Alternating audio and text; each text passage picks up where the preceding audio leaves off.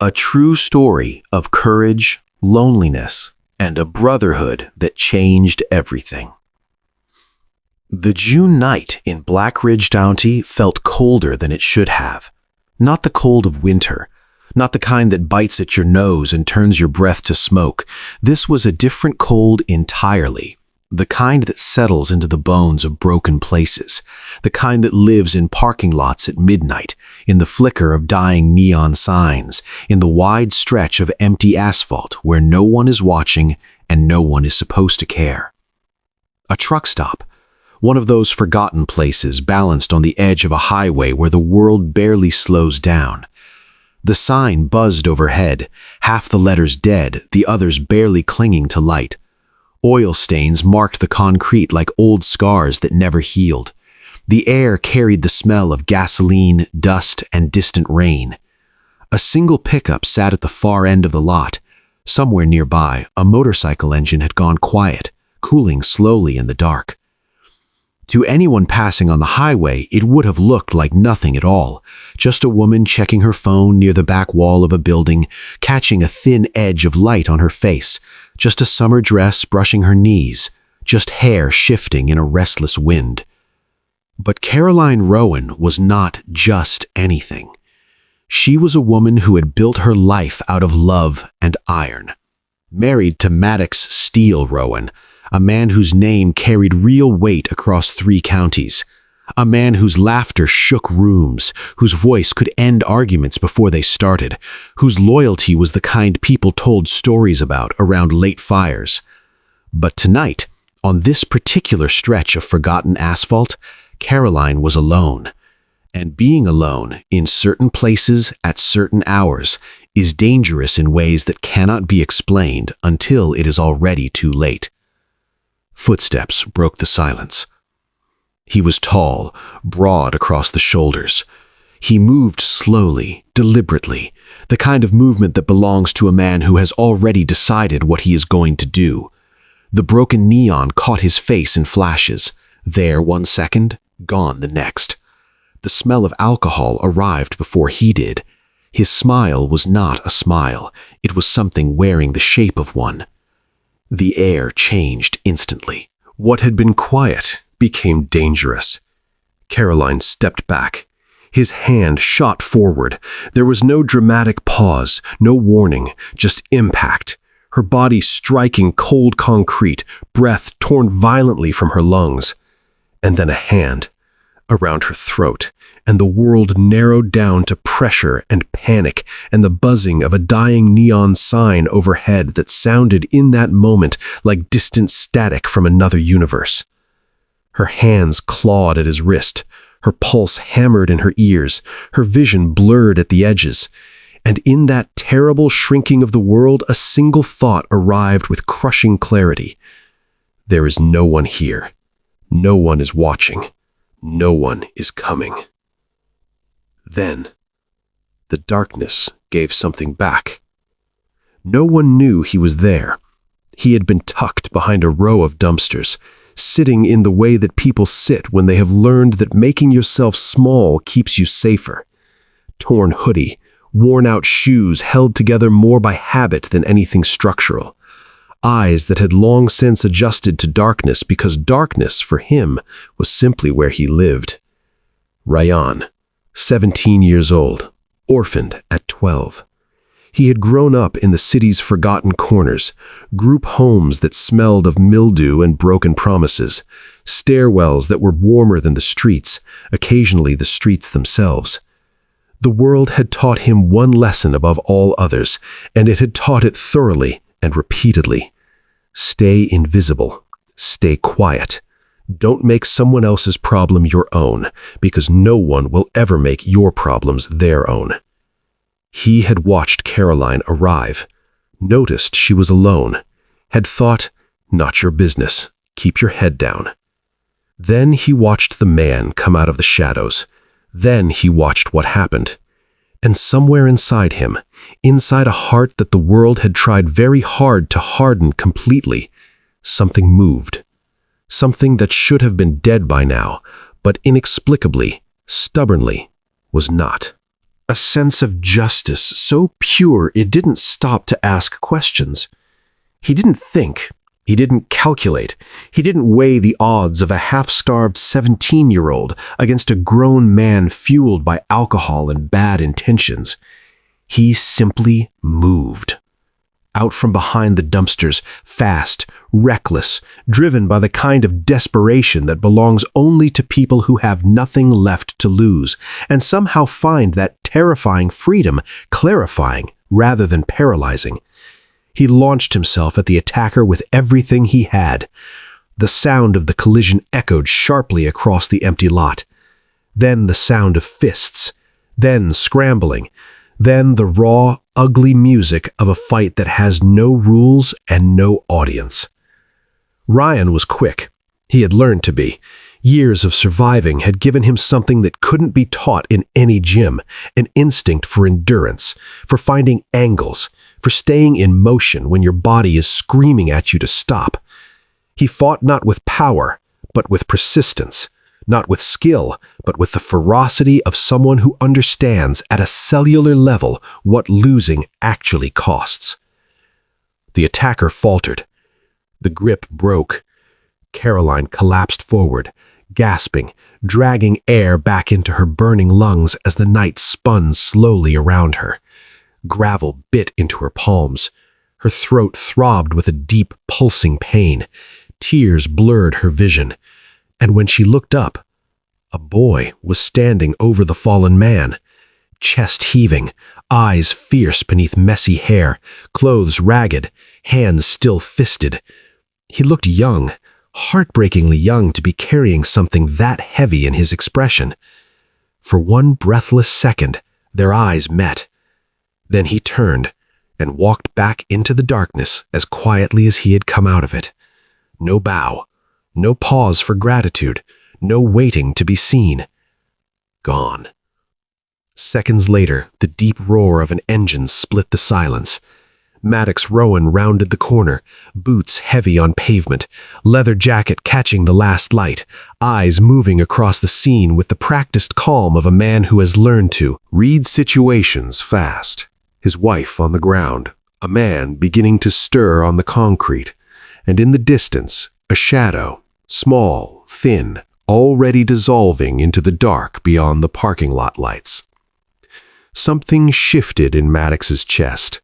He had seen hard things in his life. He had stood in difficult rooms and made difficult choices. But there was something about that small, retreating shadow, the way it had appeared from nothing, done what needed to be done, and then asked for absolutely nothing in return, that cut straight through every layer of toughness he had built over the years. He gathered Caroline into his arms, held her, let her breathe. But his eyes stayed on the darkness where that shadow had disappeared. Who was that? The question settled into him like a stone into still water, sending ripples outward in every direction.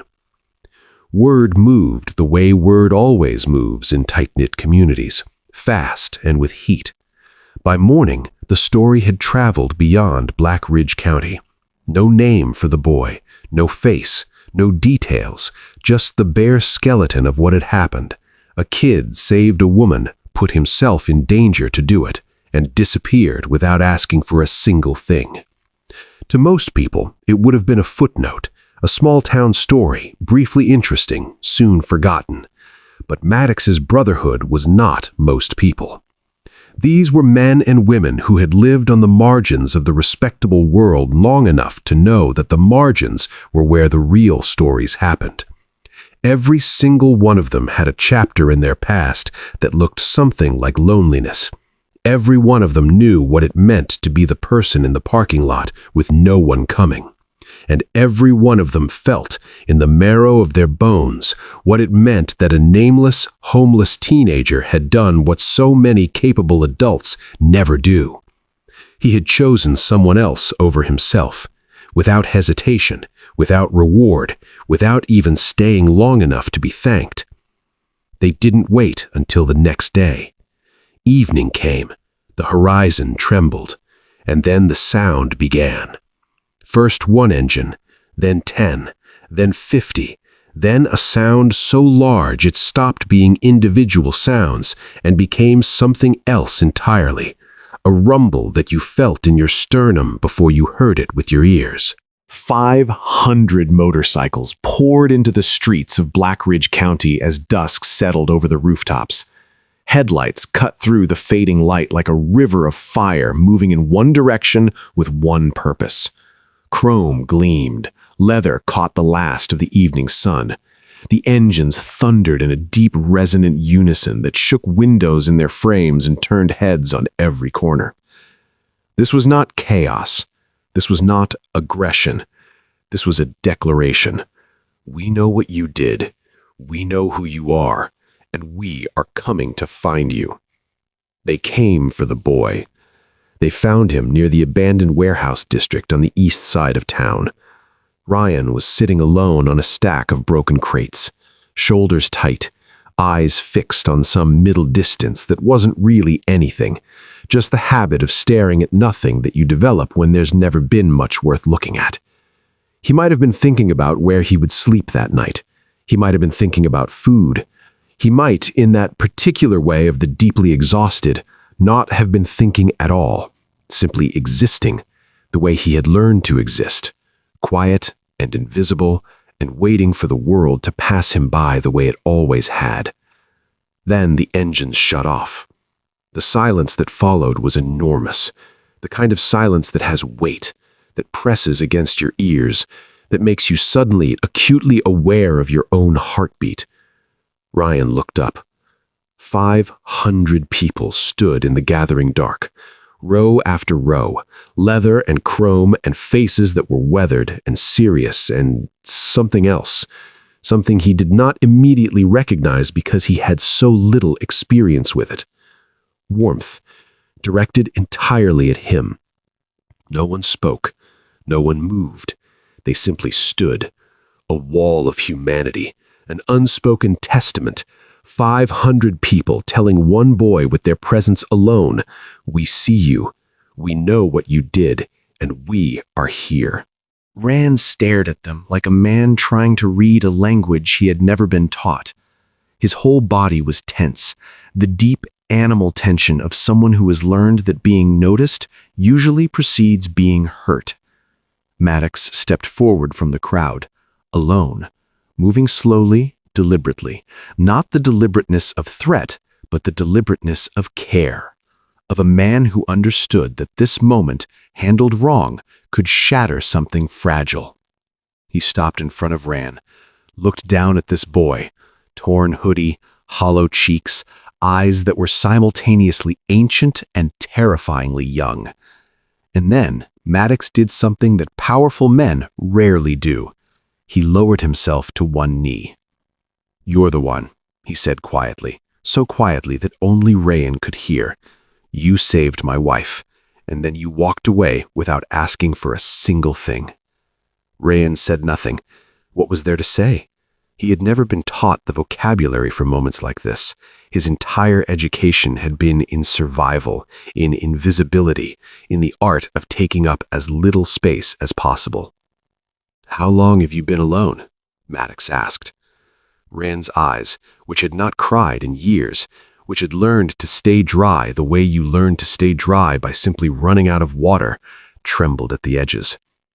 "Always," he said, flat, honest. The word of someone who has stopped feeling sorry about the truth, because the truth simply is. Maddox held his gaze. Then slowly he looked back over his shoulder at 500 people standing in the dark behind him. Then back at Rand. "No," he said simply. "Not anymore." There was no ceremony, no speech, no applause. Just 500 people and one boy, and a silence so full it felt like it might overflow. Maddox extended his hand. Rand, 17 years old, orphaned, homeless, exhausted, wearing a torn hoodie on a warm June night because it was the only thing he owned, looked at that hand for a long moment. He had been let down so many times, doors that opened and then closed, promises that arrived and then evaporated, Adults who said, "We'll take care of you," and then somehow never did. His hand moved before his fear could stop it. He took the hand. And when he stood up, the 500 took one step forward. Together. One single step, synchronized without rehearsal, as if something in all of them had decided simultaneously that this was the moment to move. One step, but that step contained the whole world. Ryan got a roof. He got meals. He got a name that people said with respect rather than indifference. But more than any of that, he got a brotherhood. A tribe that looked at him and said, "You were nobody to the world, but you are everything to us. You were lost, but now you are found. You thought the darkness was your permanent address, but it was only ever a waiting room." Months later, Maddox said something to him on a quiet evening, just the two of them, engines humming somewhere nearby. "When you helped Caroline that night, you didn't stop to think about your own story. You didn't wonder whether anyone would ever help you back. You just saw someone who needed help, and you moved." Ryan didn't answer. "That's what real courage looks like," Maddox said. "It doesn't ask what it gets in return." People often ask, where does courage come from? The answer is not what most people expect. Courage does not live in people who have everything. It does not grow in comfort or certainty or safety. Courage grows in the broken places, in the cracks that suffering leaves behind, in the hollow spaces inside people who have lost so much that they have nothing left to protect except the small, stubborn flame of who they actually are. Ryan had nothing that night. No home, no family, no guarantee of tomorrow, no reason by any logical calculation to get involved. He had only one thing, the moment itself, a person in trouble, a choice, and he chose. How many of us have stood at the edge of a moment like that, a smaller moment perhaps, but the same shape, and stepped back? How many times have we told ourselves, "It's not my place, I don't have enough to give, my own story is too complicated, someone else will handle it"? Ryan's story answers that voice directly and without apology. The greatest gift you can ever give is not what you have. It is what you do when you have nothing. The night began with fear. It ended with thunder. Not the thunder of violence, but the thunder of belonging, of 500 headlights cutting through the dark, of one boy standing up from a stack of broken crates and realizing for the first time in 5 years that the darkness was not his permanent home. Caroline healed. Ryan found his place. The Brotherhood grew, in number and in story, the tale of the boy who stepped in, spreading outward in every direction, reaching people in cities and towns that had never heard of Black Ridge County. But the real story, the one that matters, is not about motorcycles or Brotherhood or even the dramatic arrival of 500 riders in the dusk. The real story is this. A broken boy, forgotten by the world, did the thing that the world said he had no reason to do. And in doing it, he didn't just save one life, he saved his own. Because the moment he stepped out of the shadows for someone else, the shadows lost their hold on him. That is how it works sometimes. That is the strange, beautiful math of courage. You give something away, and what comes back is larger than what you gave. This story is not only Ryan's. It belongs to everyone who has ever stood in the dark, alone, tired, invisible, and still chose to move towards someone who needed them. It belongs to everyone who was told by life or circumstance that they had nothing worth giving. Everyone who learned to stay small and quiet and out of the way. Everyone who has sat on broken crates at the edge of an abandoned lot, staring at nothing, waiting for a world that never came. And it is a reminder, not a gentle one, but an honest one. The moment is always there, The choice is always yours. You don't need a motorcycle. You don't need 500 people behind you. You don't need a name that carries weight or a voice that silences rooms. You need only one thing: the willingness to step out of the shadows when it matters. Even once, even when no one is watching, even when you have nothing left to lose. Because sometimes having nothing left to lose is exactly the thing that sets you free. If this story moved you, share it, pass it on, because somewhere, right now, someone is sitting on their own stack of broken crates, and they need to know that the darkness is not permanent, that the world still has people in it who will show up. We are Paths of Honor, and we are here to tell the stories of those who were brave in the quiet, in the dark, when no one was watching. Paths of Honor. Courage is not the absence of fear. It is the decision that something else matters more.